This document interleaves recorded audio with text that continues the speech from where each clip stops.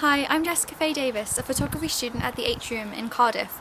Now, for one of my last university projects, I decided I wanted to look at the work of a wildlife conservation volunteer. I found Amy Young from Hedgehog Rescue Cardiff, and I went to see her to learn more about the work that she does in caring for sick and injured hedgehogs.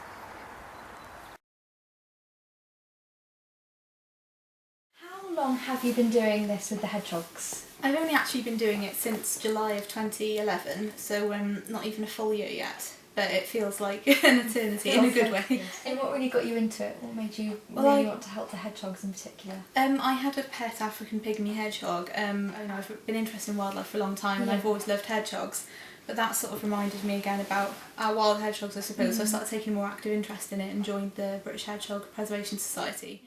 So what happens then when you get a hedgehog in? What sort of procedure do you go through?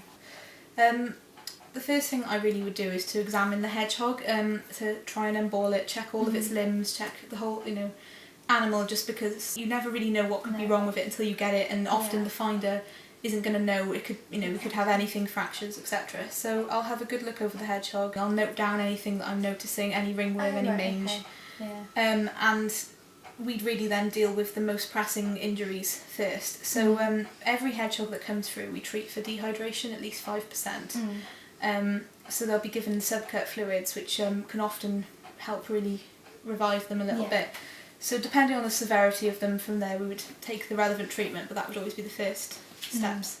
What are the sort of things that they come in with? Predominantly, well, again, it's the time of year you have the trends. We have orphaned hoglets who have been separated from the mother might have been killed, they might have wandered out the nest, etc. That we get a lot of orphaned hoglets in. And then generally throughout the year we get fractures, head injuries, skin issues like ringworm, mange. But I'd say what we most commonly treat would be worms, without a doubt. Lungworm is a huge problem, and unfortunately because the slugs and snails carry lungworm, and they're not doing themselves any favours, they will eat them, so it's a kind of ongoing cycle really.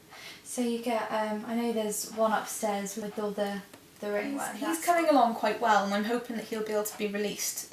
He's lost a lot of spikes and fur, so will they just grow back normally? Possibly not. We've had him in for a very long time now, and he has had some regrowth, but if there are areas where the spikes won't regrow, it's possible he won't be able to be released. He'll be put in an enclosed garden. So far with him I'm thinking it's going to be okay, but he's a long way off. It's a really long process, it's quite difficult, and we've got the issue of cross-contamination, so I have to be really careful. But, so whereabouts do you keep them? You keep them in your shed then as well? Yeah, basically we've got an outdoor shed where we'll keep hedgehogs who are hibernating, or if they've been treated they're fattening up or just getting ready to be released. The temperature in there is pretty similar to outside, but it does insulate well, and we have got facilities to heat it up if needed, so they can be fine in there. But what we do is any intensive patients who are receiving treatment, any babies, they'll be kept upstairs. So it's always good to have a limit. I definitely do have a capacity of what I can take, but it does, I'd be lying if it said it doesn't stretch and bend all the time, so it's hard to say no.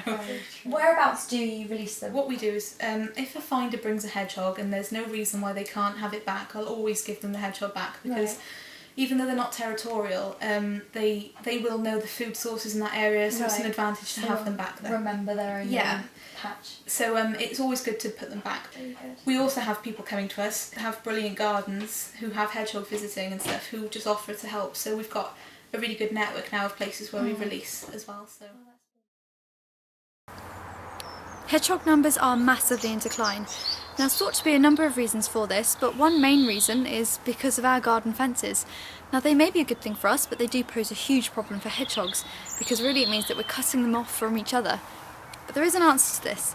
If we were to leave a small hole in each garden fence big enough for a hedgehog to come in, then hopefully we can encourage more hedgehogs into our gardens, which in turn may mean that we can encourage more breeding pairs around the country.